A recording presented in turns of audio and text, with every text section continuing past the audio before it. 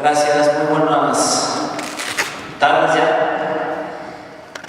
Bueno, muy bien, en esta ocasión, pues, como ya vieron el título, vamos a hablar acerca de la importancia ecológica, cultural y económica de los cocodrilos y también de los caimanes, ¿sí? En general, los reptiles han sido animales muy satanizados en nuestro país, en el caso de México. Han sido animales muy satanizados. ¿Qué quiere decir esto? Que han sido animales a los cuales se les ha adjudicado una terrible fama por muchos aspectos culturales, y lamentablemente muchas de estas creencias prevalecen hasta nuestros días, como aquello que dicen que el alicante hipnotiza a las vacas y le chupa la leche, o que si te muerde una serpiente el siguiente año te brota la mordida otra vez. En Yucatán hay una leyenda sobre los cocodrilos muy interesante. La gente todavía en el área rural de Yucatán cree que si alguien se pasa de copas y se va al campo y anda ahí por los pantanos medio pasado de copas, se le parece a la lagarta. Esto es una mujer muy bella que se parece, lo seduce, lo lleva al agua y estando en el agua se convierte en un cocodrilo y lo mata. Entonces hay muchas leyendas que en lugar de ayudar a conservar estas especies les ha perjudicado mucho. ¿Por qué? Porque todo este tipo de leyendas generan miedo. El desconocimiento genera miedo. Entonces, son miedos que se transmiten de generación a generación y lamentablemente la gente por miedo mata a estos reptiles y a muchos otros. Entonces, pues aquí vamos a hablar acerca de que los cocodrilos tienen una importancia ecológica fundamental. Son especie bandera. ¿Qué es una especie bandera? Una especie bandera se define como aquella especie que mantiene en equilibrio un ecosistema, y por lo regular son las especies depredadoras o algunos herbívoros, ¿sí? ¿Qué quiere decir con esto? Que si los depredadores mantienen el control de las poblaciones de herbívoros, las mantienen fuertes, si no fuera por ellos, las poblaciones de herbívoros crecerían mucho, habría animales muy viejos, muy enfermos, y esto a la larga provoca una sobrepoblación, provoca un desequilibrio, la sobrepoblación provoca que haya poco alimento, y hay un momento en que la población se ahorca y empieza a morir.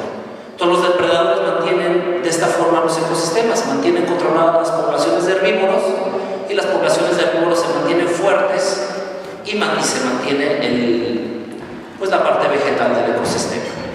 Bueno, de eso vamos a explicar más adelante. De su importancia cultural, los cocodrilos han sido adorados no desde el siglo XX, sino desde culturas tan antiguas como los egipcios, los mayas, los aztecas, que fueron culturas que adoraron mucho a estos animales, a tal grado de construirles templos. Y la parte económica, que esta se empezó a desarrollar a partir del siglo XX, por ahí de la década de los 70s, 80s, y pues que ha traído, en vez de perjudicar a los cocodrilos, a algunas especies, les ha beneficiado. Y ahorita vamos a ampliar un poco, vamos a ampliar más cada tema. Bueno, vamos a hablar acerca de un poco de su origen. Los cocodrilos vienen de un grupo llamado arcosaurios. Los arcosaurios son un grupo de reptiles que dieron origen a las aves. Con los cocodrilos pasa algo muy chistoso. Obviamente es un reptil, pero resulta que de todos los reptiles es el que tiene un comportamiento muy parecido al de las aves. Generan un sonido que se llama gutulación. La gutulación es un sonido que generan a partir a nivel de garganta, y cada gutulación significa algo. Se comunican entre ellos.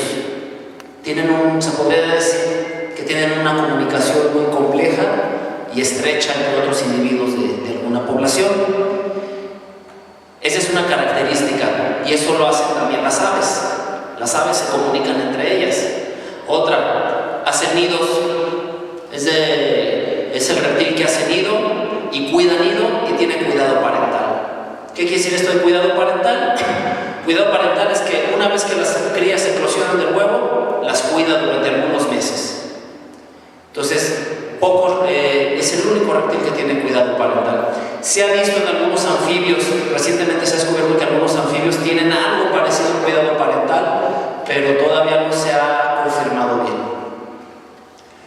Bueno, los cocodrilos están presentes en nuestro planeta desde hace aproximadamente 250 millones de años. Recientemente se encontraron otros fósiles más antiguos que datan de hace 300 millones de años. Entonces ya con esto se confirma que existen desde hace 300 millones de años.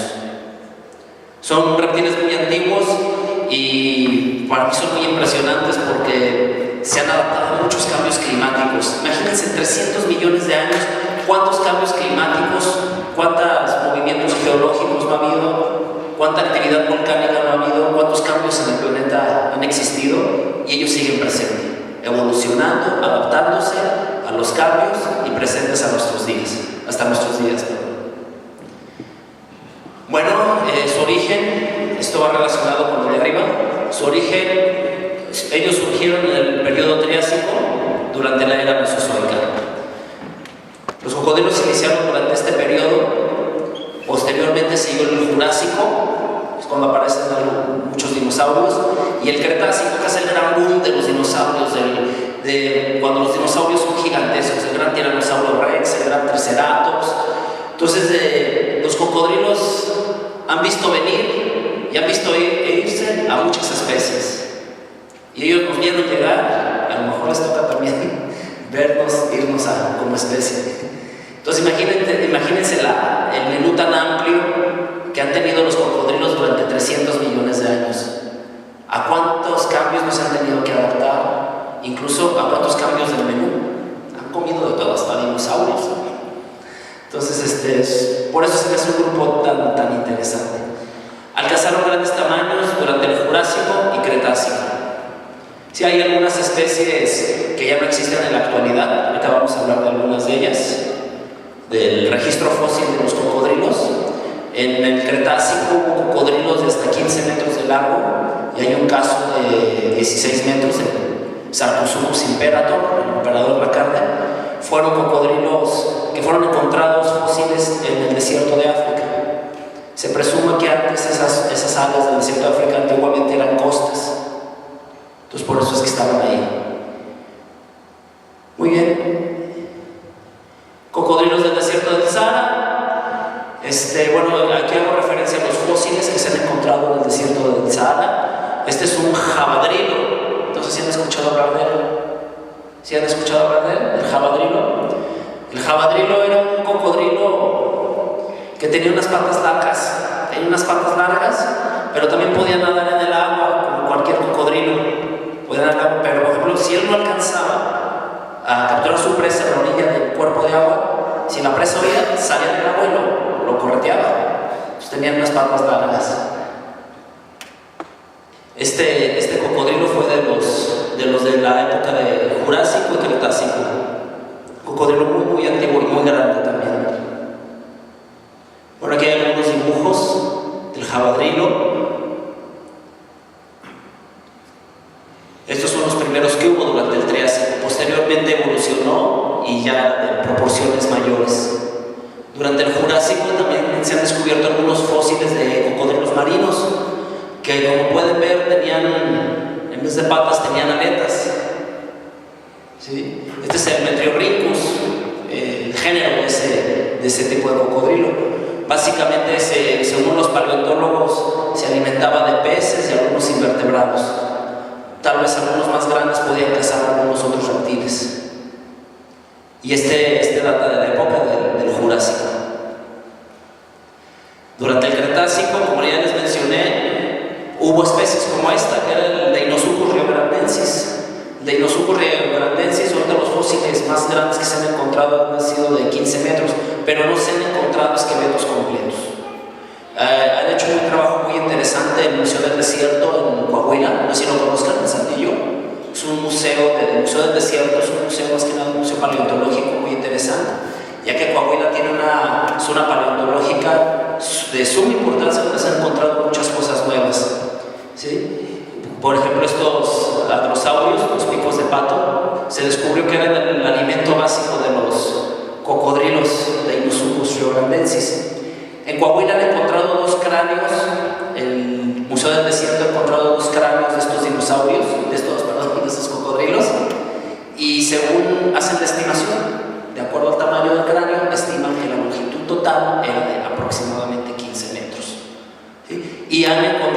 Brontosaurus, pico de pato, con el Deinosuchus riograndensis. Este tipo de cocodrilos se han encontrado fósiles en el desierto de Coahuila por parte del Museo del Desierto, porque Coahuila durante el Cretácico era costa, no era desierto, era costa, había manglares, el ecosistema era totalmente diferente.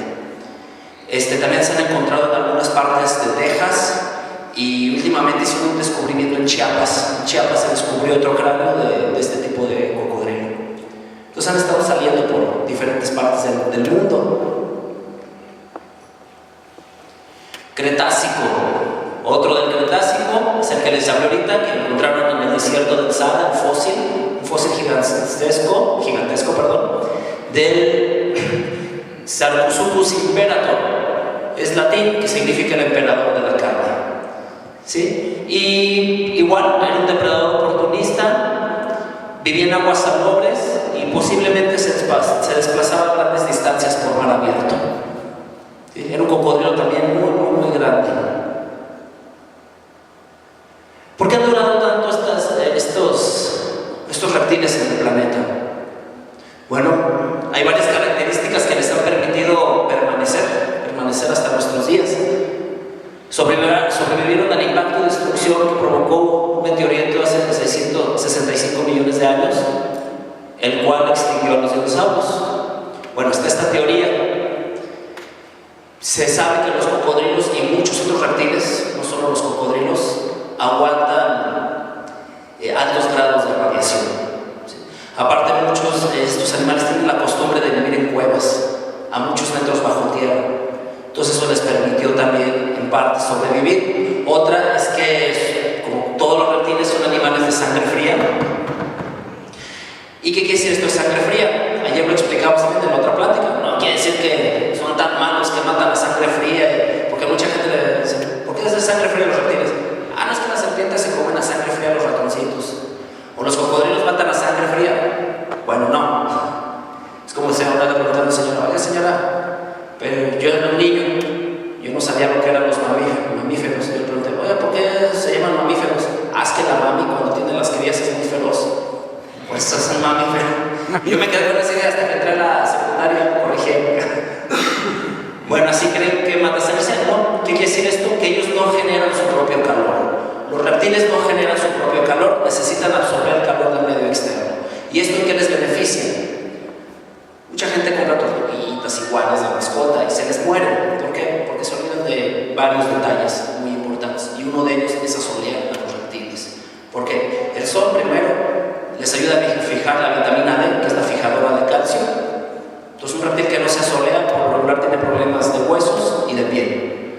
Otra, no echa a andar su metabolismo adecuadamente. Si un reptil bien asoleado, todo lo que comió lo digiere bien y lo aprovecha mejor. Y otra es que les estimule el hambre. Al estimular el hambre, el reptil come bien y te evitas muchas enfermedades, y además en una buena soleada les mata muchos parásitos. Bueno, esas son algunas características. Entonces el hecho de que sean sangre fría les permite ayunar durante largos periodos. ¿Sí?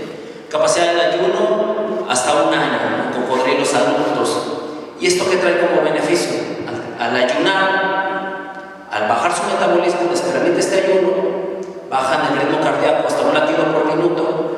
En caso de fríos extremos, invernan. Pueden invernar por largos periodos sin consumir alimento alguno y sobrevivir a un clima adverso. Si hay una sequía extrema, como pasa en África o aquí en algunos lugares de México, ¿qué hacen los cocodrilos? Se seca el cuerpo de agua y se encuevan, se meten a su cueva y ahí se duermen. Y cuando hay ese calor extremo, el fenómeno se le llama estivación. Entonces hay dos palabras claves: estivación e hibernación. Hibernación, cuando son fríos extremos, el metabolismo baja al mínimo, el cocodrilo entra en un letargo y se duerme y deja de consumir alimento. Estivación es lo mismo, pero cuando hay calores extremos. ¿Sí? Cuando hay calores extremos, el cocodrilo se duerme, igual baja su ritmo cardíaco al mínimo y deja de consumir alimento. Entonces esto les permite sobrevivir por largos periodos. Esa es una de las características que les han permitido prevalecer hasta nuestros días. Pueden vivir, hay algunas especies que pueden vivir un siglo o más. Hay cocodrilos muy viejos. En la actualidad es muy difícil encontrar cocodrilos tan viejos por la cacería o o mucha gente los mata por miedo, o como las manchas urbanas han crecido mucho y el cocodrilo se adapta a la vida urbana, la interacción hombre-cocodrilo cada vez es más estrecha y eso provoca constantes ataques. Entonces, cuando hay un ataque de cocodrilo, por lo regular el cocodrilo sale perdiendo. Entonces es importante respetar los espacios. Si vamos a la playa, si es un lugar de cocodrilos, respeten las distancias. No va a pasar una desgracia. Gran capacidad adaptativa.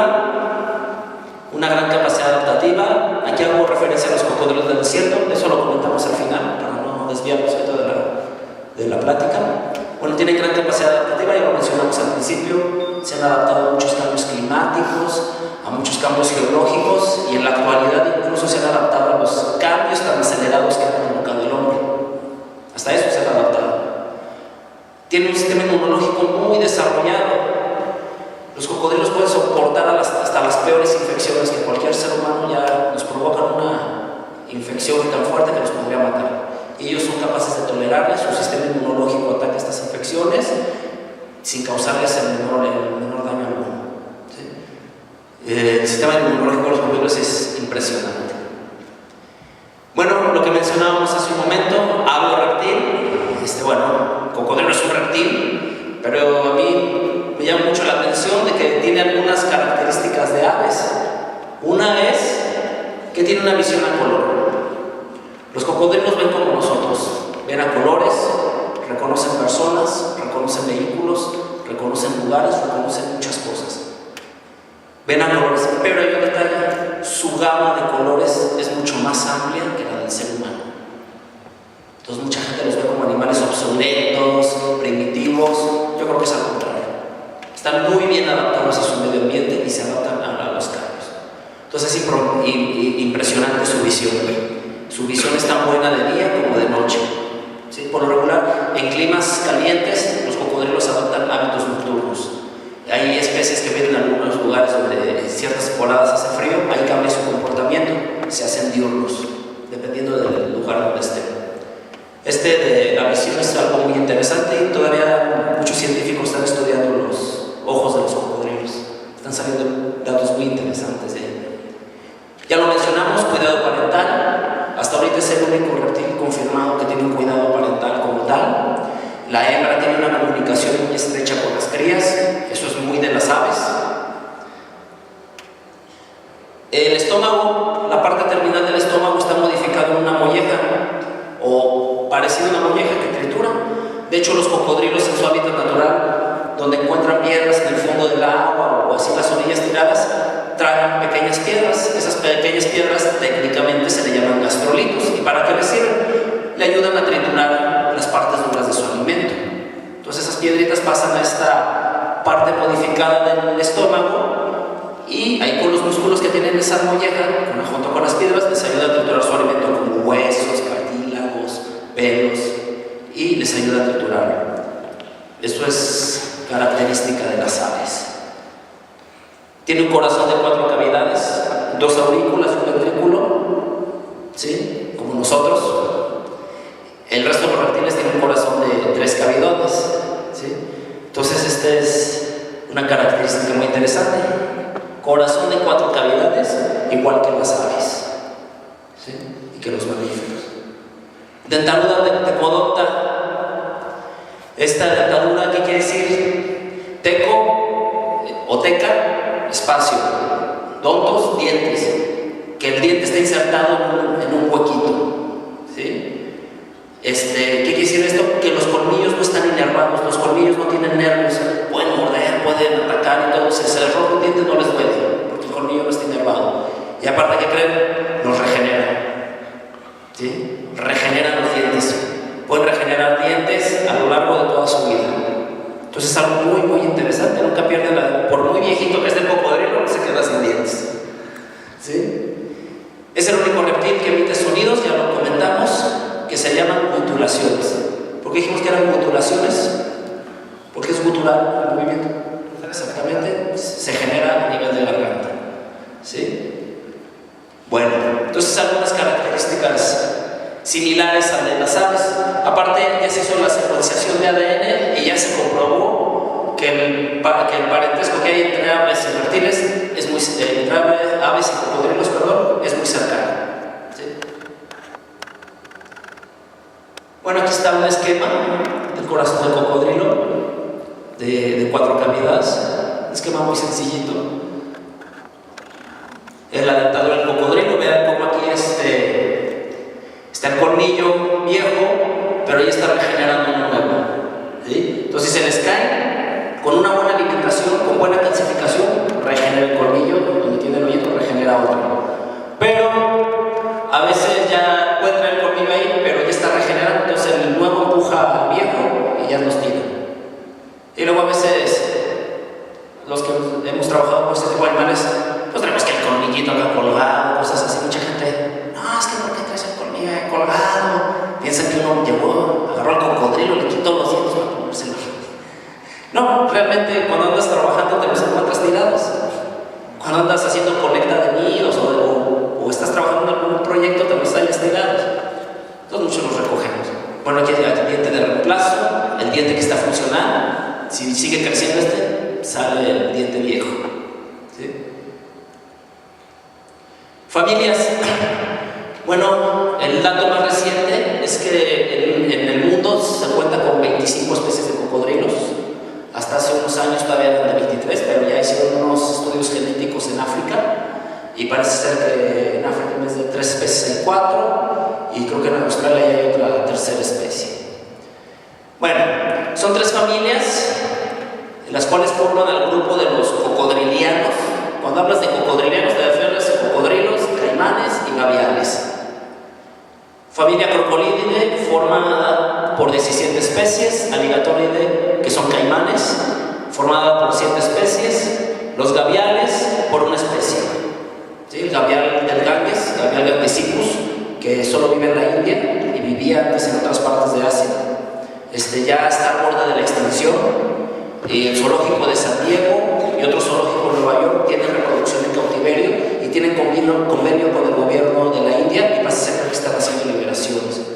Pero no solo para ahí, hay que conservarlo porque el río tiene muchos problemas. Hay contaminación, hay cacería furtiva y el gavial de todas las especies de cocodrilos es el más sensible.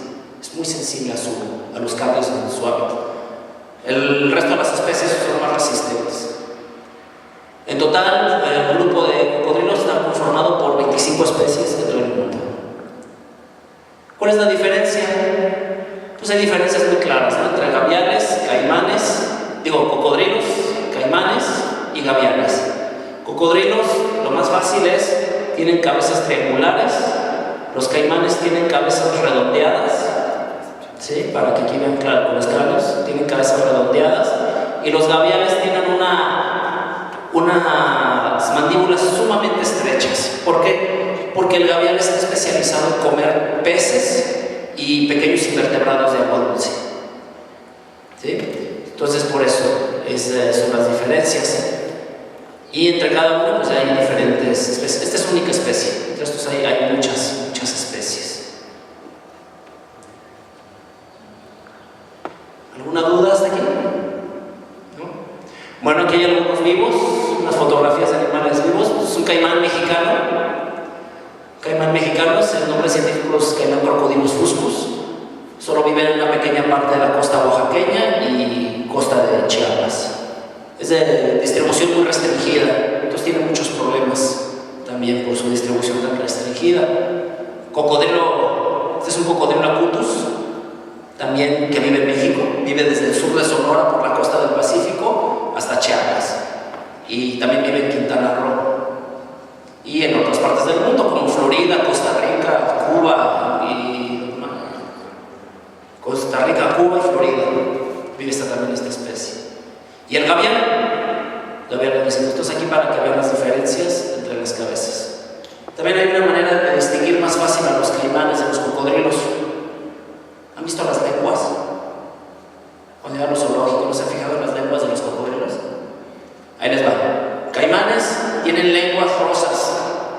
¿Sí? Todos los caimanes tienen lenguas rosas y los cocodrilos lenguas amarillas.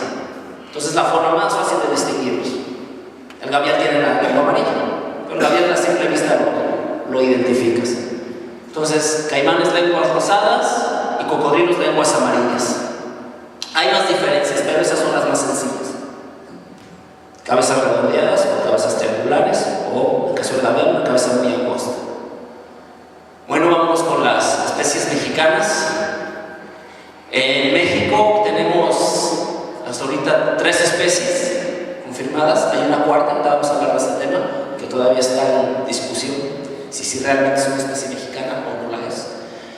Cocodrilo de río, Cocodrilus acutus, cocodrilo de pantano, que es el Cocodrilus moreletti, que está aquí en San Luis, en la Huasteca, y el caimán, que les mostré hace rato, el caimán de anteojos, caimán crocodilus.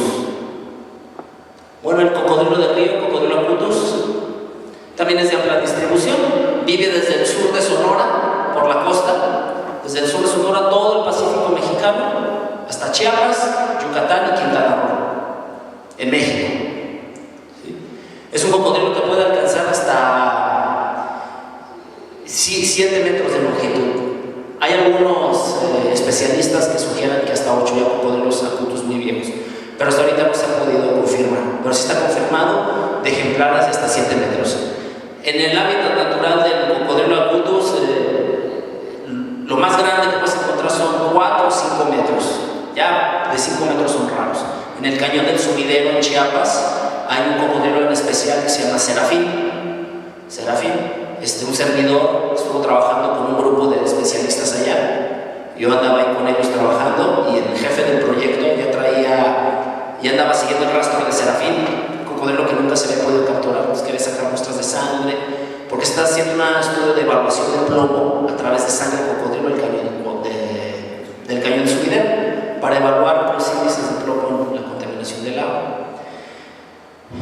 Y pues resulta que andaban buscando al Serafín, capturamos algunos cocodrilos de 3, 4 metros, el más grande que capturamos fue de 4,5, pero el Serafín, una vez nos tocó verlo, 6 metros, era impresionante.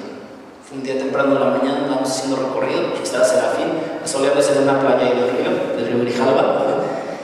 Pues vamos a capturar, porque fue así de repente, traíamos cuerdas pértigas, la trampa todavía no instalada, no, apenas nos vio y se aventó al agua. Todos los cocodrilos, entre más grandes, entre más viejos son más canijos y más astutos. ¿Sí? Como algunas personas.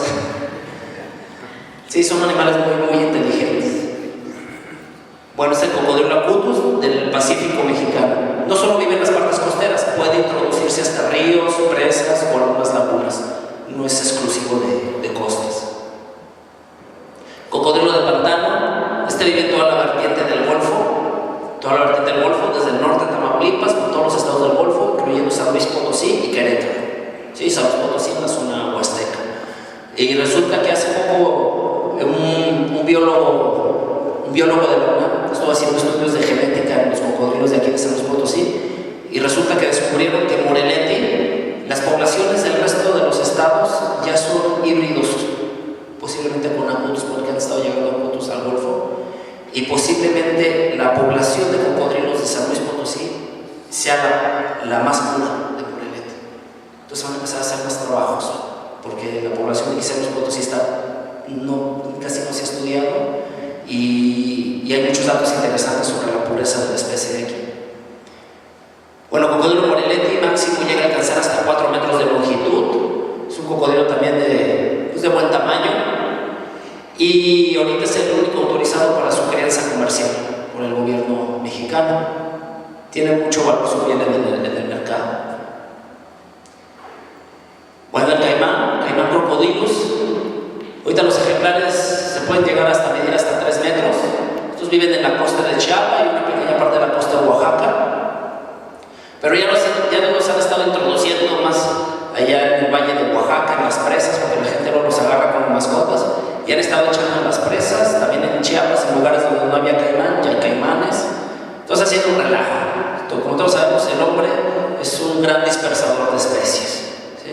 Entonces, en la mayoría de los casos, esto es un problema para el ecosistema.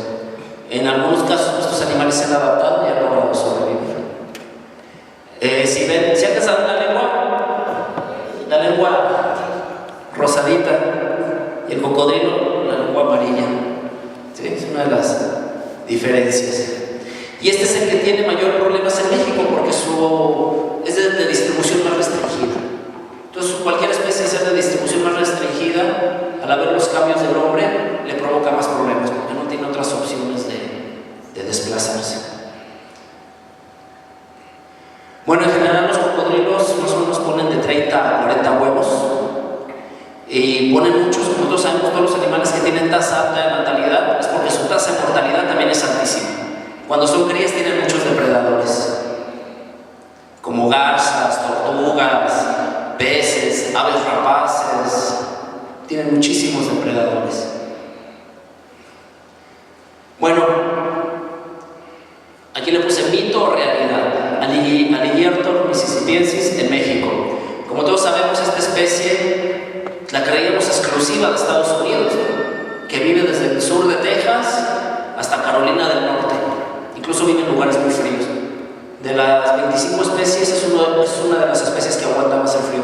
El alligator de Mississippi, cocodrilo moreletti de México y el cocodrilo Dinoticus de África, en especial, son organismos que aguantan bajas temperaturas. ¿Sí? Pues resulta que hubo gente de Tamaulipas que empezó a recabar datos históricos de cazadores, de pescadores, hace muchísimos años, y según los escritos comentan que hubo alligator de Mississippi en el norte de Tamaulipas, en especial en la Laguna Madre, que es donde se desemboca el río Bravo, en el norte de Tamaulipas. ¿Qué pasa? En México, esta especie fue erradicada por la cacería, desapareció. También era de distribución muy restringida en nuestro país. Pero ¿qué pasa? En Estados Unidos, a partir de la década de los 70s, empiezan a hacer leyes de conservación para conservar estas especies de lagartos. ¿Y qué pasa? Que en toda su área de distribución, en todos Estados Unidos, empiezan a conservar, las poblaciones se recuperan rápidamente, empiezan a crecer las poblaciones de aligatores en Estados Unidos, entonces los aligatores se empiezan a desplazar. Los que no tienen territorio se empiezan a desplazar a poblar otros lugares para tener territorio. ¿Y qué pasa? Que algunos de los aligatores de Estados Unidos van llegando a la Laguna Madre. Van llegando a la Laguna Madre, se empieza a repoblar y ya empezó a haber avistamientos. Ya empezó a haber avistamientos de aligatores y han encontrado todas las fases de crías del alligator, desde crías recién eclosionadas, juveniles, subadultos y adultos. Entonces han encontrado de las 4 clases y parece ser que ya se está estableciendo una población. Entonces ya se van a tomar cartas en el asunto para proteger esta población, esta especie en México, y en vez de tener 3 especies, tengamos las 4 especies que antiguamente se tenían. Bueno, hay que ver si entra en competencia con el moreletti, porque el moreletti ya vive en el norte de Tamaulipas. Al desaparecer otro ocupa su lugar. ¿Sí? Muy bien. Esto tiene una importancia ecológica fundamental en los cuerpos acuáticos donde viven. Abren canales a su paso, provocando un flujo continuo del agua. ¿Qué quiere decir esto? Y esto yo tuve la oportunidad de observarlo en la Huasteca Potosí. De repente ves, allá le llaman aguajes o bordos. ¿Ves bordos? Llegan a vivir algunos cuantos cocodrilos. Los cocodrilos empiezan a escarbar y empiezan a abrir canalitos y unen un bordo con otro. O están en un bordo y están en un canal y ya unieron el bordo con el río. Y empiezan a abrir espacios. Son muy buenos escarbadores. Y esto que permite que haya un flujo continuo entre los cuerpos de agua. Empieza el momento de agua, un flujo continuo en el momento de agua, empieza a haber oxígeno, se empieza a oxigenar el agua y empieza a haber peces, empieza a haber, allá en la Huasteca dicen acamayas, los langostinos de agua dulce, empieza a haber acamayas, empieza a haber alimento que no solo para los cocodrilos, sino para aves, reptiles, anfibios, mamíferos, para muchas otras especies. Entonces el lugar se empieza a recuperar y empieza a haber mucho alimento. El excremento de los cocodrilos libera nitratos, nutre el suelo y las plantas. Es abono para las plantas subacuáticas. El cocodrilo, al fin de cuentas, se alimenta, hace sus necesidades y el excremento empieza a liberar nitratos y esos nitratos descienden a las plantas subacuáticas. Y al haber plantas subacuáticas, el ecosistema acuático, ¿qué pasa? Se oxigena. Porque ¿cuál es el desecho de las plantas?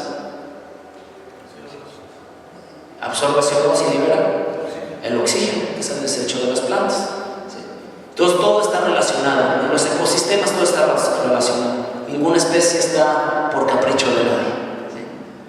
Aunque a veces a nosotros, como seres humanos, se mola, es que me sirve que haya ranitas o tortuguitas.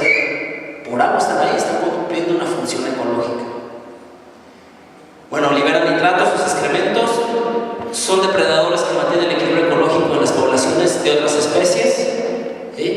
cocodrilos comen peces, comen invertebrados, comen incluso ya jabalís, pueden comer venados. Entonces son depredadores que mantienen fuertes las poblaciones de otros seres vivos. Durante la época de sequía se refugian en cuevas que ellos mismos construyen, manteniendo húmedo el subsuelo, brindando refugio a otras especies. Esto también se descubrió, resulta que se entierran a varios metros bajo tierra, en algunos cuerpos de agua que se secan, y como ahí se acumula agua, como no se evapora, están a muchos metros bajo tierra, llegan otras especies, incluso muchos anfibios, depositan sus huevos ahí en las cuevas de cocodrilo y se mantienen latentes hasta que llega la época de lluvias. Entonces ayudan a mantenerse otras especies, son acumuladores de agua en pequeñas cuevas, y esto mantiene a otros animales. Bueno, muy bien. Aquí está una cueva, y esta es una cría de cocodrilo. Este es de aquí de San Luis Potosí. Vean, es un cocodrilo Morenetti, es una cría, ya más o menos como de, ya grandecita, ya es, no es cría, es juvenil. Y es un juvenil, como 50 centímetros, pero él ya hizo su cueva. Estaba el calor muy fuerte, ahí en la parte de Huehuetlán, San Luis Potosí, la Huasteca, estaba el calor muy fuerte, él se puso a escarbar y vean cómo se acumula esta agua. Ya el cuerpo de agua se empezó a secar, pero aquí está acumulando agua en su cueva. Y ahí se va a estar hasta que llegue la época de lluvias, o que llegue alguna corriente que le vuelva a llenar de agua a su lugar. ¿Sí? Entonces vean desde cuándo ellos ya traen la información, desde que nacen ya traen la información de lo que tienen que hacer como especie. ¿Sí? Esta es otra de aquí de la Huasteca Potosina. ¿Sí ven el cocodrilo? Sí, aquí está. Este es un cuerpo de agua, este es un bordo de un rancho. Este bordo lo hicieron para ganado. Entonces llegó el cocodrilo y se puso a vivir ahí. Y el dueño del predio estaba muy enojado porque empezó a escarbar y el agua se empezó a ir a otro bordo. Y empezó a conectar bordos en poco. Y me dijo, no, ya vengan a sacar a este animal, está bien agresivo, no lo puedo sacar. Y me está haciendo una escarbadera y le había hecho varias roderas y todo. Pero eso funciona, es un comportamiento natural. Y eso le beneficia mucho al ecosistema porque permite que llegue agua a otros lugares. Y fíjate qué bueno que puse esas fotos, porque esas fotos son de aquí del estado de San Luis. Bueno, importancia cultural. Los cocodrilos han sido parte importante de las culturas de México, como ya que eran vistos como símbolo de fertilidad, poderío y guardianes del inframundo. Como por ejemplo los mayas y aztecas adoraban estos singulares reptiles. Incluso Moctezuma tenía un zoológico y hacían algunos sacrificios de cocodrilo. En la cultura azteca estaba Zipatli. Bueno, este es un ejemplo, ¿no?, de que adoraban reptiles. Este es Quetzalcóatl, la serpiente emplumada. Y los aztecas adoraban a esta deidad. Estos tres es Zipatli.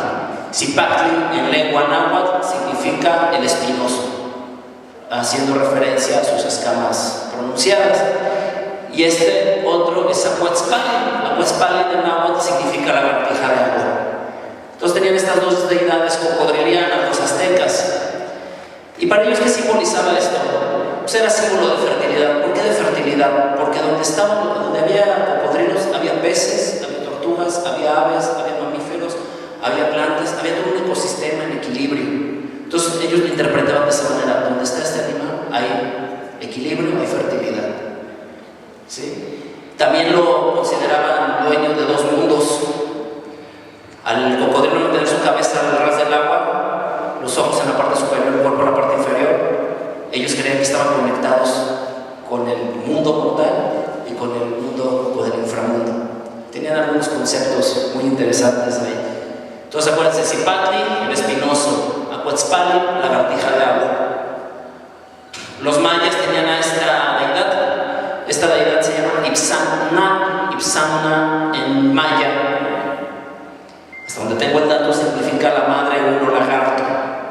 La madre uno lagarto es una de las principales dioses de esta cultura. ¿Y qué significa este dios? Como pueden ver, la mitad es un cocodrilo y la otra mitad es una ceiba. ¿Sí? Como todos sabemos, la ceiba era un árbol que tenía importancia religiosa para los mayas. ¿Qué representaba la ceiba para los mayas? El vínculo con los dioses. ¿Sí? La ceiba significaba el vínculo con los dioses, y también con la ceiba representaban los 4 puntos cardinales, como están las cruces de Palenque, que mucha gente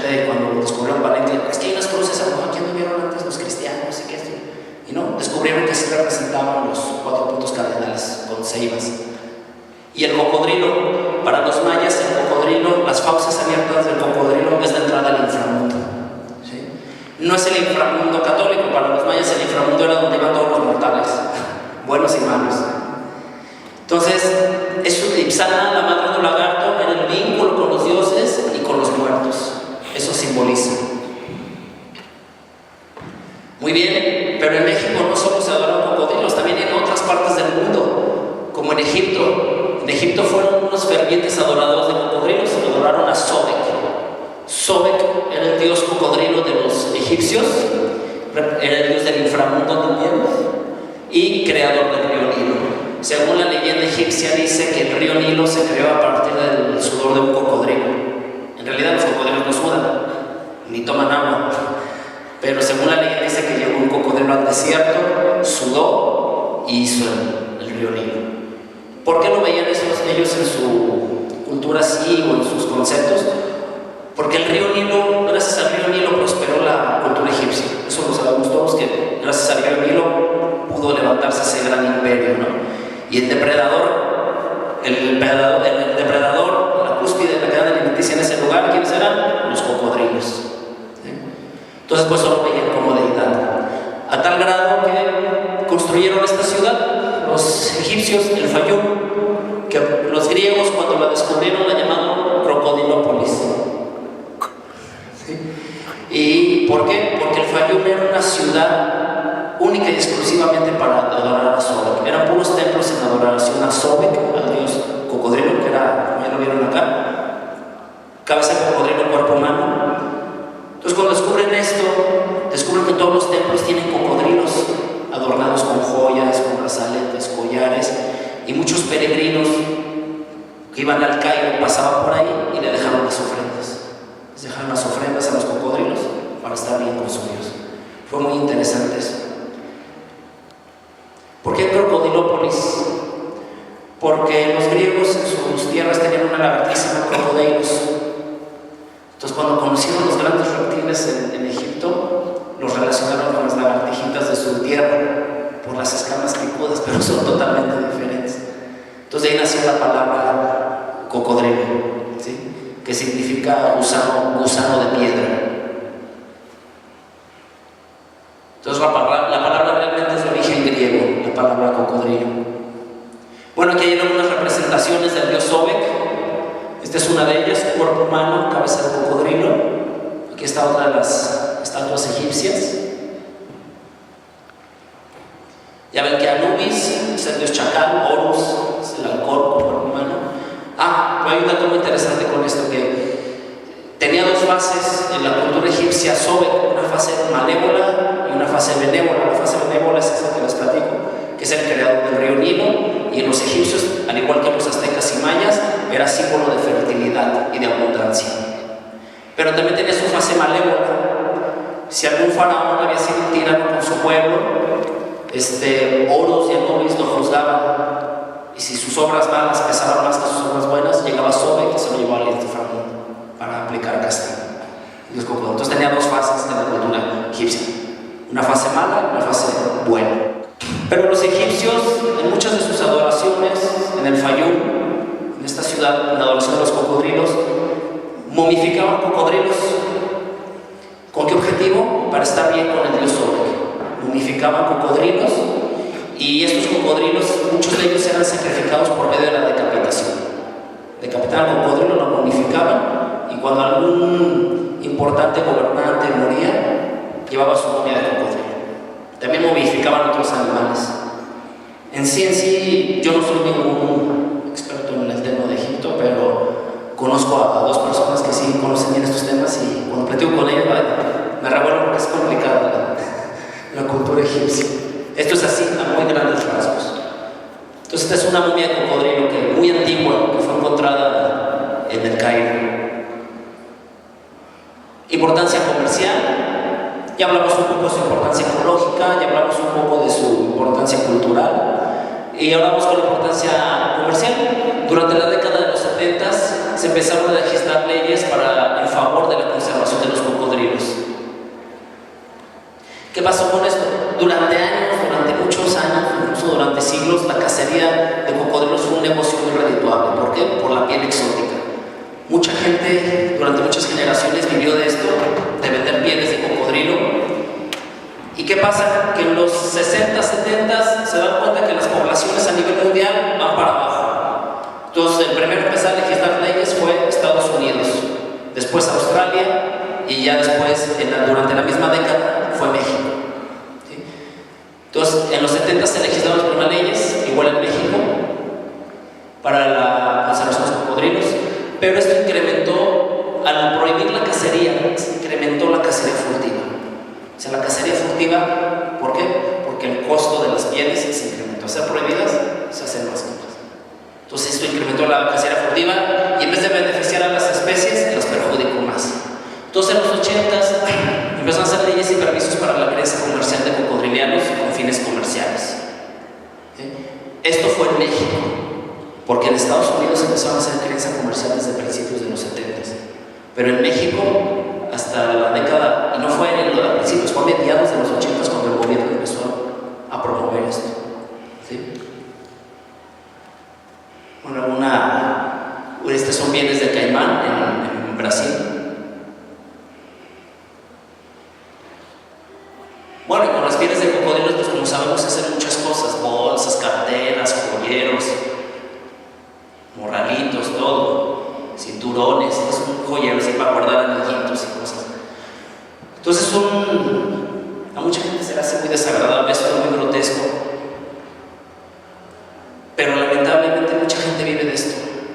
Entonces si lo prohíbes de tajo, afectas a las poblaciones, pero si das las opciones de una crianza comercial, mucha gente puede vivir de esto de manera legal y no afectas a las poblaciones, porque ahorita se parlan. Te dice, bueno, vas a hacer crianza comercial de cocodrilo, te checan que todo esté en regla y parte de tu producción va destinada a la conservación. ¿Sí? Y aparte hay que hacer recorridos guiados en tu granja, recorridos educativos, o sea, enriquecer mucho esto, ¿sí? No hacerlo así nada más. Y más que nada en las granjas de cocodrilos comerciales, explicar a la gente por qué se está haciendo y cuál es la importancia del cocodrilo en su ecosistema.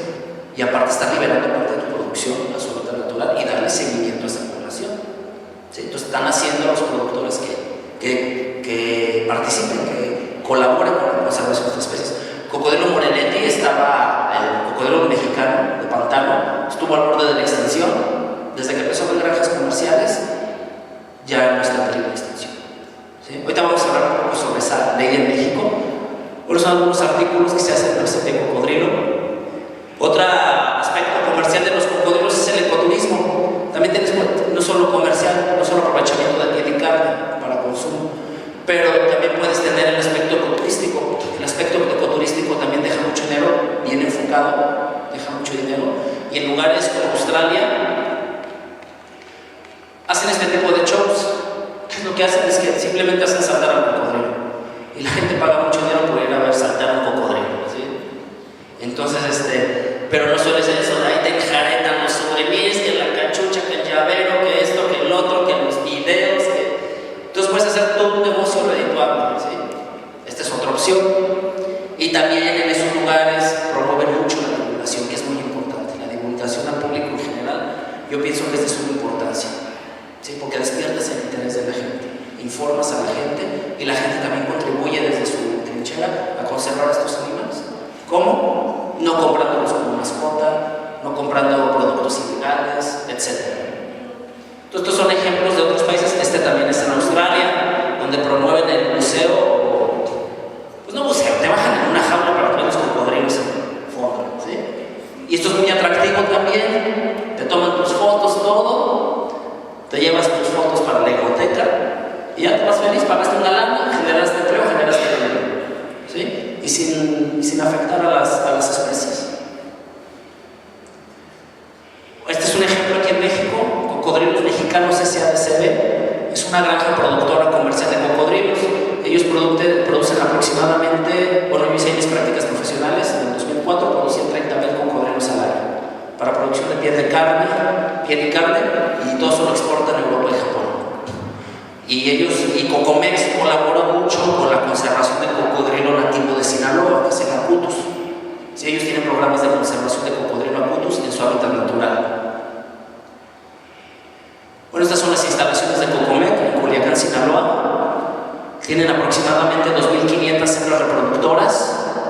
y unos 2000 machos sementales. Cada hembra te pone alrededor de 35 o 40 huevos. Todo ese trabajo se colecta.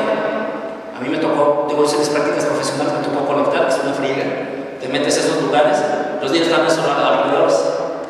Entonces, 2 biólogos escarban y otros 3 biólogos cuidan, los que están escarbando, quedan las cocodrilas. Tú estás trabajando en una época de migración. Imagínate, métete un corralote con 200 nidos, con 200 hembras reproductoras con nido, pues hay cierto riesgo, ¿no? Pero es un trabajo coordinado, es un trabajo en equipo y es un trabajo serio, ¿sí? Ahí vas a extraer huevos para llevarlos a incubar en un incubador artificial. Y de estos 35 o 40 huevos se logran en la incubadora 35 o 37 huevos, más del 90% de producción por hembra. Entonces Cocomex está produciendo gran cantidad. Él reproduce el morelete, que no es nativo de Sinaloa, pero él está apoyando a la conservación del cocodrilo nativo, ¿sí? Bueno, estos son algunos productos de Cocomex. Producen pieles, las exportan. Algunos cocodrilos que fallecen en peleas o algo también se aprovechan, se disecan. Bolsas, la carne es para consumo humano, sobre todo la consume mucho Japón y Europa. Y algunas crías de cocodrilo enanas. Hay algunas crías que no crecen, entonces las venden como mascota, pero se quedan chiquitos.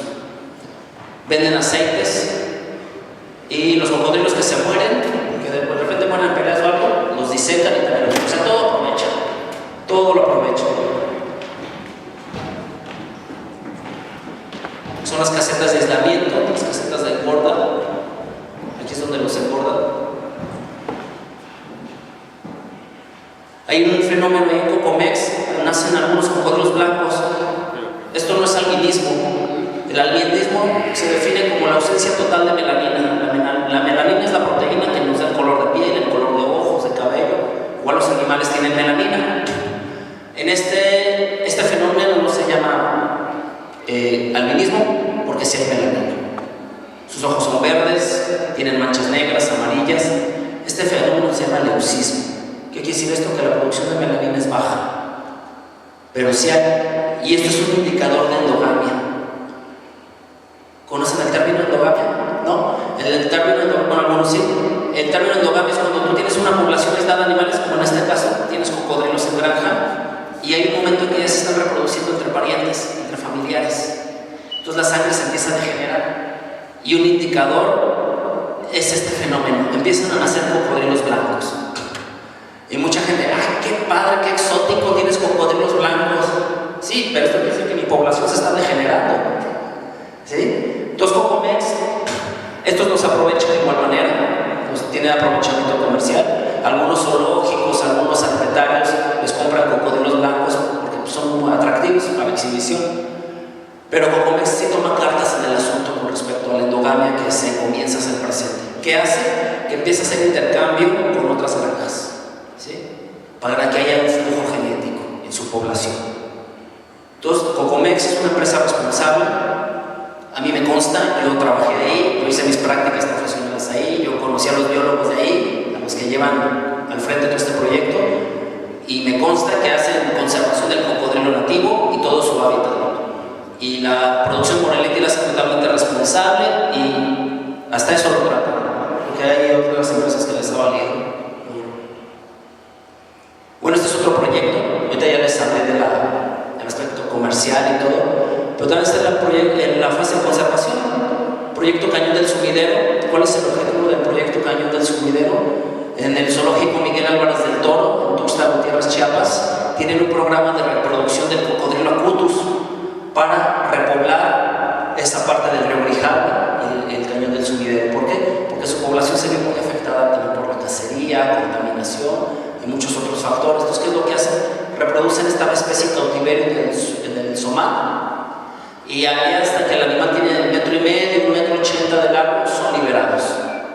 Se colectan nidos silvestres, se va al cañón, colectan nidos silvestres, los incuban de manera artificial en el zoológico y posteriormente los liberan otra vez. Y ya van marcados y todo. Y se está haciendo constantemente monitoreo, constantemente se hacen capturas para ver que el cocodrilo está sobreviviendo, cuáles estableciendo territorio, cuáles hembras ya tienen nido de las que se liberaron. Se le está dando seguimiento a toda la población y la población está está creciendo. ¿Sí? Gracias a este proyecto. Bueno, pero resulta que encontraron algo raro en el canal sumidero. ¿Sí? Nacieron algunos de los huevos extraídos del canal sumidero, varios nacieron así, azules, los cocodrilos azules. Aquí hay una alteración genética. Vean, es un cocodrilo azul, el ojo negro. Estos dos son hermanos, son del mismo nido, de la misma hembra y del mismo nido. Son hermanos y vean cómo nacieron. Totalmente diferentes. Uno con la coloración normal o nominal, que se le llama, y otro ya con una alteración genética. Gente con la que trabajé, que me aportó algunas fotografías. El maestro en ciencias Gustavo Quintero Díaz, biólogo Jerónimo Domínguez Lazo, biólogo Pablo Lavín Murcio. Ellos son especialistas en reptiles, en cocodrilos. Y a la empresa Cocomex SADCB por darme la oportunidad de hacer mis prácticas profesionales con ellos. Y pues muchas gracias. Este está modificado, este no. Este es un caimán del zoológico de León. Es un caimán normalito. Cambié la foto nomás con fines didácticos. Entonces, si tienen algunas preguntas, algunas dudas, aclaraciones, regaños, llamadas de la atención, todo. A la señorita.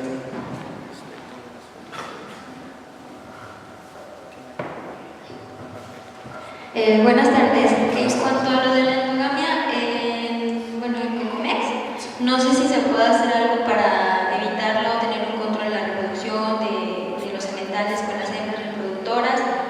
Y bueno, si ahorita tengo otra duda, aparte de eso, pero primero es endogamia. Sí, está bien. Bueno, sí, lo que está haciendo Cocomex es que está haciendo intercambio de sementales y reproductoras con otras granjas. No solo granjas comerciales, sino granjas que están, o universidades que tienen algunas pequeñas granjas para conservación, como en el caso de la UJA, la Universidad Juárez Autónoma de Tabasco. Ellos tienen un programa de conservación de cocodrilo pantano para pantanos de Centro.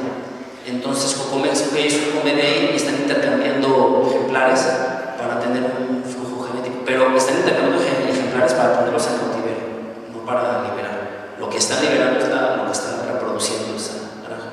Y también parece ser que ya tienen otro convenio con una granja comercial de Ciudad Victoria, Tamaulipas, que están haciendo intercambios. Entonces, de esa manera están trayendo cocodrilos de otros lugares, puedes evitar la endogamia. Esa endogamia aún no es muy avanzada, se refiere a los cocodrilos hacen bien, hacen sanos, porque ya una fase o ¿cómo te digo? Una señal de una endogamia más grave, y eso me tocó también verlo en otros lugares, es que los cocodrilos nacen sin el órgano ocular. Ese fenómeno se le llama anoftalmia. La anoftalmia, ¿qué quiere decir? Que nacen sin el ojo, no nacen sin ojos. En la cabeza es plana, no hay ojo. De hecho, si tú checas el cráneo de un cocodrilo anoftálmico, ni siquiera forma la órbita ocular, es puro hueso, ni siquiera forma la órbita ocular durante el proceso embrionario. Entonces, no, eso ya es una señal de una endogamia más gruesa. Y Cocomex está haciendo eso, constantemente hace intercambios de sementales y hembras reproductoras que también están en cautiverio en otro lado, no anda extrayendo de otro lado. Mi otra duda era esa, precisamente, si se había presentado alguna patología en cuanto a la endogamia, pero dice que no, ¿verdad? No. Al menos ahí en Cocomex. Ahí en Cocomex no, todos los animales crecen, sobreviven. Es impresionante los cocodrilos, su gran capacidad de adaptación. Y aquí está un ejemplo de que, lo dije ayer, no es mi frase, esa frase es de la película Parque Jurásico. La vida siempre camina, ¿sí? A pesar de que hay una endogamia, los cocodrilos tienen cierta resistencia a eso y se siguen abriendo paso. También está el caso de la hibridación. En las lagunas de Chacagua introdujeron Moreletti, porque promovieron las granjas de crianza en Moreletti, no tuvieron éxito y mucha gente liberó Moreletti en territorio de acutos, y eso fue un daño muy grave a la población de acutos. ¿Por qué? Porque se hibridizan. Y el híbrido es viable, no es estéril. Entonces el híbrido empieza a desplazar la especie nativa y el introducido. Entonces es una característica que les ha permitido sobrevivir a través de tantos millones de años, que los híbridos son viables y los híbridos dan origen a otras especies. De hecho, en el tema de evolución está la hibridación como mecanismo a la especiación, ¿sí? En el caso de los mamíferos, la mula, que la mula es un híbrido, pero es estéril, ¿sí? Esos se les llama seguros, ¿cómo les dicen? Restricciones evolutivas. La evolución tiene muchas restricciones evolutivas. Sus razones tendrán. Pues en el caso de los cocodrilos, los híbridos son viables y por eso se han abierto camino en la vida. Entonces, los cocodrilos blancos de Cocomex no han presentado hasta ahorita ninguna patología que los mate. Crecen y se reproducen de forma normal. Pero ya es un indicador. ¿De qué es un indicador? Es un indicador que hay de bueno. ¿Sí? Ok, gracias. De nada. ¿Alguien más? Bueno, en dado caso que se dice que las crías que están siendo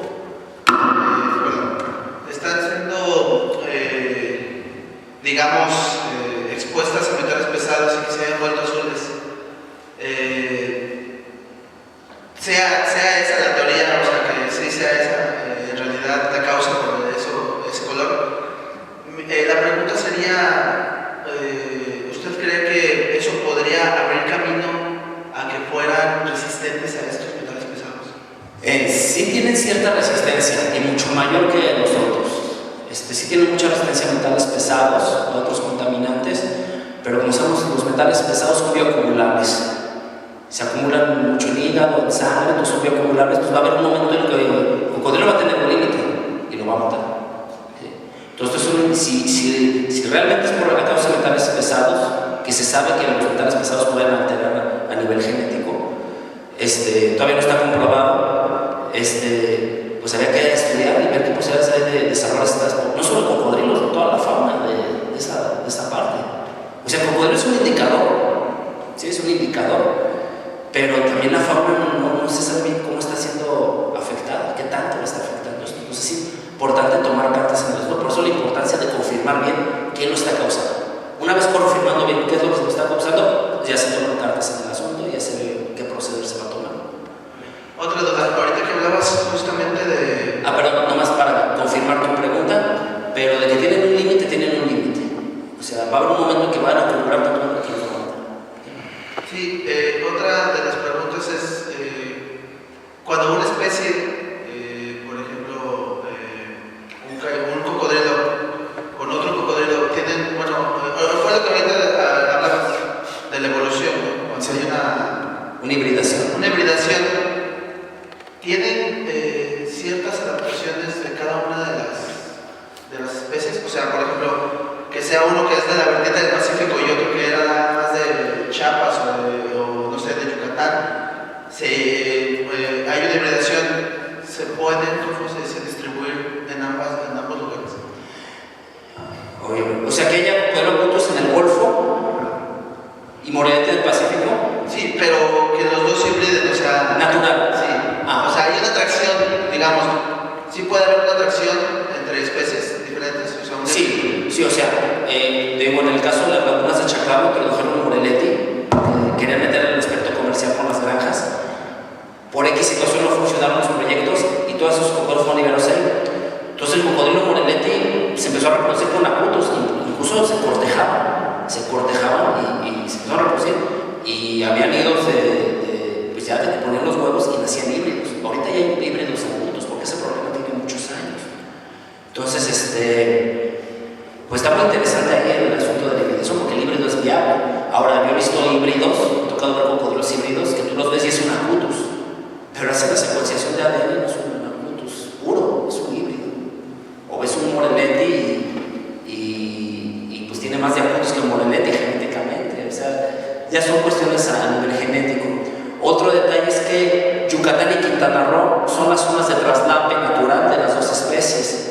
En Quintana Roo y Yucatán viven Moreletti y acutus, pero de forma natural. Ahí no los introdujo el nombre. Viven de forma natural, se reproducen y hay híbridos naturales en Quintana Roo y en Yucatán. Pero acá en Oaxaca fueron introducidos. Hay otra presa en Querétaro, creo que se llama Sinosique la presa, no recuerdo bien el nombre, pero es genial el clima ahí, es mezquitera con nopalera y hay heladas ahí, y ahí, no sé si en ese lugar se empezó a popularizar mucho tener cocodrilitos de mascota, y la gente fue ahí, me ocurrió el cocodrilo, y empezaron a tirar cocodrilos en esa presa.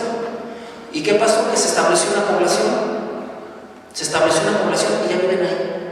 Y hay adultos, se reproducen. Una vez fui con un colega, fuimos ahí, me tocó ver cocodrilas anidando entre las nopaleras. Se adaptan. Se dan días en sus cuevas, entonces llega la sequía, se seca la presa y todos los cocodrilos desaparecen. Sentir. Sí, hay muchos lugares en México que han introducido animales y los han adaptado y son casos dignos de estudiarse porque tienen claras muestras de adaptación a cambios radicales de ecosistemas. Entonces tenemos cocodrilos Morelia introducidos en Acutus, donde ha habido híbridos provocados por el hombre, y las zonas de traslape, Yucatán y Quintana Roo, interaccionan de manera natural las dos especies y hay híbridos naturales. ¿Y esos híbridos tienen mayor ventaja con nosotros, con los que no son híbridos? Pues no, realmente ponen similar el número de huevos, hacen los nidos de manera similar. Por ejemplo, Acutus hace nido en un hoyo en la arena, Morelete es un montículo de tierra. Entonces parece ser que los híbridos hacen como el montículo. ¿Quién sabe cómo está el agua? Si tiene más carga de Acutus, dicen, pues hago un nido en un hoyo. Si tiene más carga de Morelete, hago mi montículo de nido, ¿no? Hay mucho que estudiar con los híbridos también, con el comportamiento, está muy interesante eso. Gracias. No. Ahora tengo una duda. He notado que en la mayoría de las fotografías los cocodrilos salen con la boca abierta. ¿Eso es como casualidad o es porque de alguna manera tienen que mantenerla abierta o algo así? Bueno, es que para mí es más estético que estén con la... no te creas. Bueno, yo pongo las fotos así, a mi criterio, las que me gustan más o las que creo más adecuadas, pero realmente el abrir la boca, como ya mencionamos, son animales de sangre fría. Entonces ellos se asolean. Entonces el hecho de abrir las mandíbulas y mantenerlas abiertas es como un radiador, les permite, ya que se calentan, para no sobrecalentarse, el abrir las fauces les ayuda a liberar calor. De hecho la lengua no es como nosotros, su lengua está proyectada hacia atrás, porque mucha gente dice, ¿ese cómo comen? No tienen hoyito por donde tragan, que los ven así con las fauces abiertas y pues ven que no tienen agujero por donde tragan, nomás ven ahí la lengua tapando. Pero no es que esa parte la bajan, ¿sí? Tiene la parte de atrás es la que se mueve, ¿sí? Y esa manera de abrir la boca es para tú observas, un cocodrilo que apenas se está soleando, por lo regular casi no abre las mandíbulas. Ya que está bien caliente, está bien asoleado, abre las mandíbulas para empezar a liberar calor y no sobrecalentarse. Ya si el calor es demasiado, ¿cómo regula este exceso en el incremento de la temperatura? Simplemente se mete el agua o se va a la sombra, ¿sí? Pero el hecho de las mandíbulas es estar regulando la temperatura cuando sobrecalienta. Ya cuando es mucho, se va a volar. Ok, muchas gracias. En primer lugar, una muy buena presentación, interesante la plática. Muchas gracias. Y por otro lado, definitivamente lo que tú dices es cierto, la vida se va a dar de una manera u otra. Aquí el problema, hace rato lo mencionaba, estaban hablando sobre la restauración. La restauración de la vida en lo que son ciertos ecosistemas. Y lo que mencionaba es que el problema es que hemos perdido la capacidad de respeto. Con la gran creencia judeo-cristiana que traemos, la tradición de que Dios hizo al hombre rey de la naturaleza y que puede hacer lo que le pegue la gana, ese ha sido el gran problema. Cuando nosotros somos mucho menos que lo que es mucho de lo que es el resto de los animales que tienen funciones muy específicas.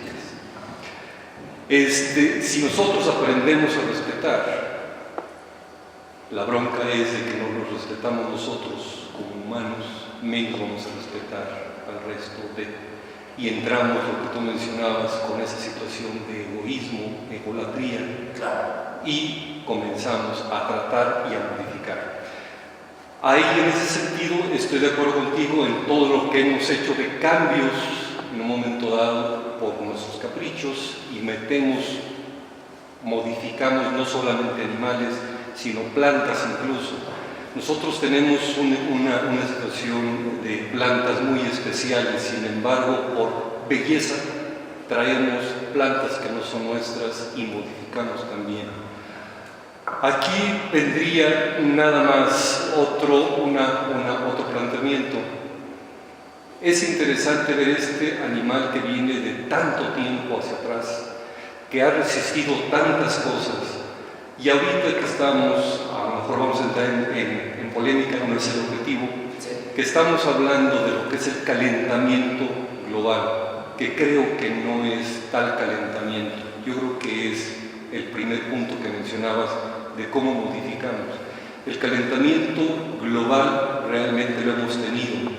En la historia de la Tierra ha habido calentamientos globales que nos han llevado por lo menos a 2 glaciaciones perfectamente conocidas, y que también sirve para que este gran sistema, este gran planeta vivo, tenga control sobre lo que voy a decir aquí en el punto, estos parásitos que estamos matando a ese gran planeta que somos los humanos. Sí, claro.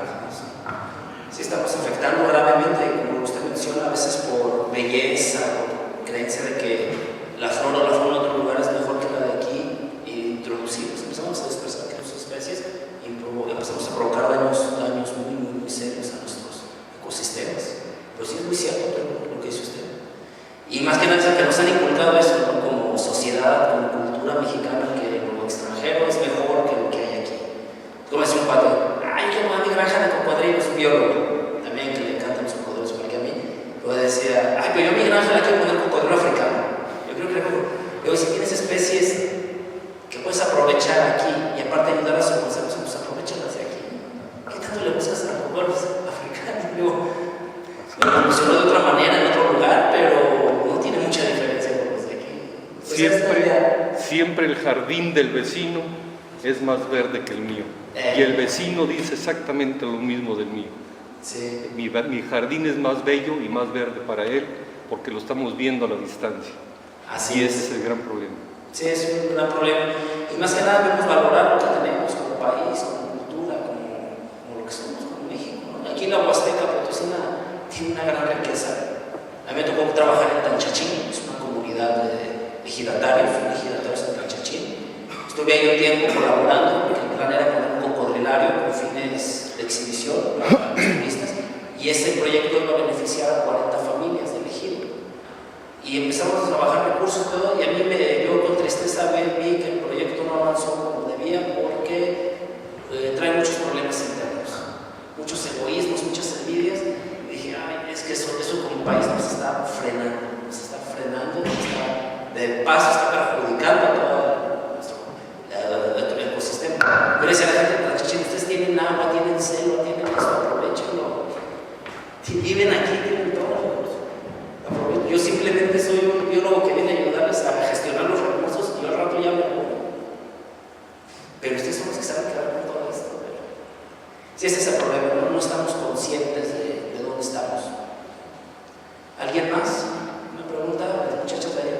¿Muchacho? Sí. Pues bueno, buenas tardes. Buenas tardes. Mi pregunta es acerca de los proyectos que se están haciendo aquí en nuestra entidad sobre conservación del cocodrilo aquí en la Huasteca. Okay. ¿Cuáles son las principales afectaciones de aquí que tenemos en la Huasteca? Claro. Bueno, San Luis Potosí es el estado que tiene el 5º lugar en biodiversidad a nivel nacional. Si es así, ¿verdad, Guillermo? El 5º lugar. Es que no es cierto.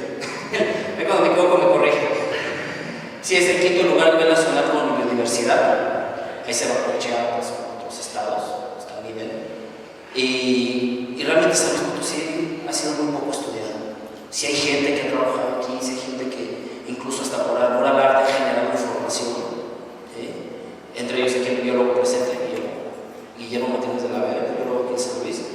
Mucha gente ha trabajado aquí en San Luis Potosí. Antes que yo estuvo, el que mencioné hace rato, Jerónimo Domínguez Lazo, también trabajó mucho aquí en San Luis. Algunas personas de San Luis han hecho algunas cosas con cocodrilos. Pero realmente es un estudio como el del cañón del Sumido en otros lugares no ha habido.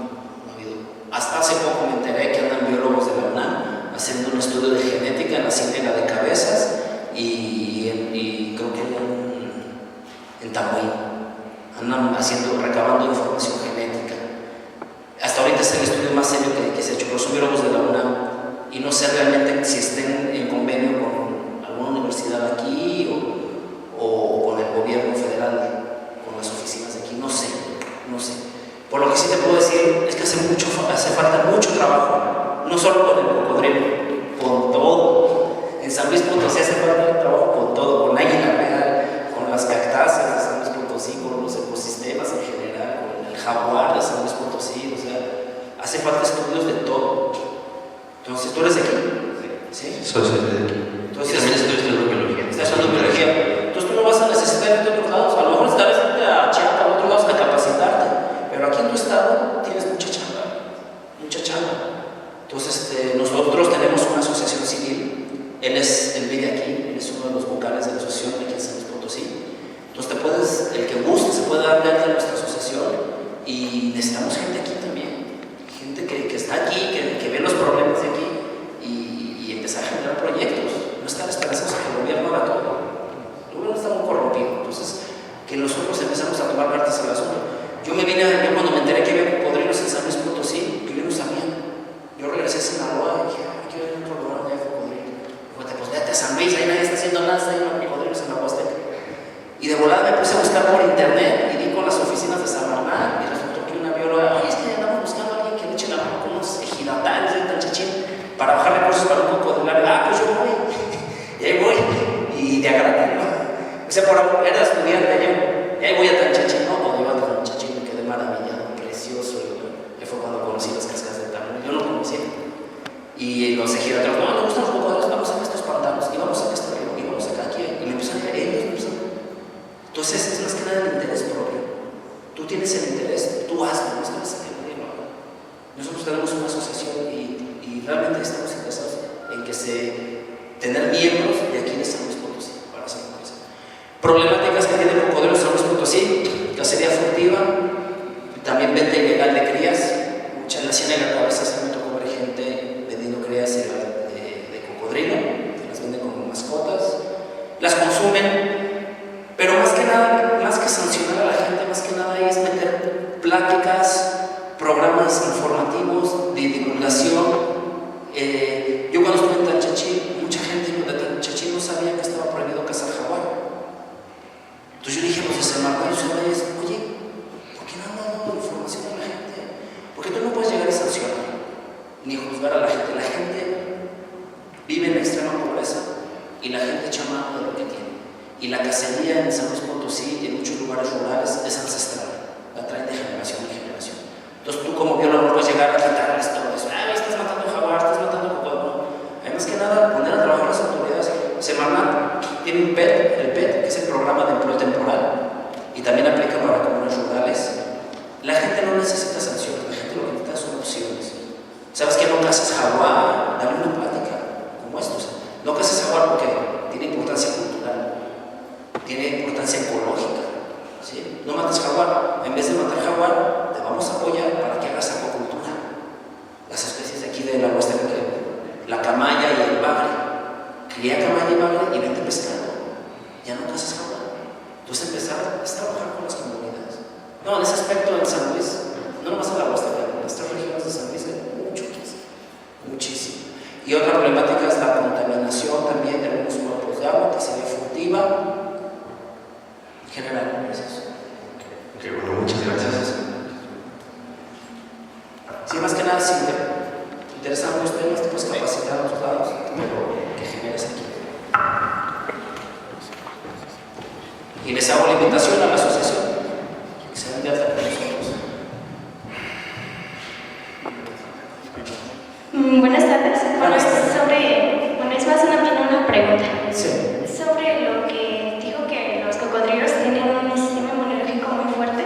Sí. ¿Sí podrían investigar, o no sé si ya están investigando sobre su piel o así su sistema, para que podrían crear o así vacunas para los seres humanos, para que ellos también podrían desarrollar ese tipo de...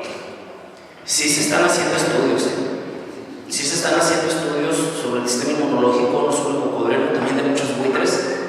Tienen un sistema de cóndores y buitres. Imagínate cómo cambia el cocodrilo. El cocodrilo en épocas de sequía también es carroñero. Entonces sí se están haciendo estudios de ver de qué manera se puede fortalecer el sistema inmunológico del ser humano. ¿Sí? También, por ejemplo, descubrieron que las tortugas marinas tienen una tasa muy alta o sea, que no envejecen sus células. ¿Sí? Sus células casi no envejecen, entonces también están investigando eso. comentaba ayer, en la otra plática que di ayer, que imagínense que hagan, no sé, se me ocurre, ¿no? Crema de célula de tortuga marina para envejecer, pues todo el mundo va rápido. Sí, por ejemplo, los geckos que tienen sus patas que se paran hasta los pies, un adhesivo una tecnología súper avanzada, los geckos. También están investigando mucho los geckos porque sería el adhesivo del futuro, un adhesivo sumamente fuerte.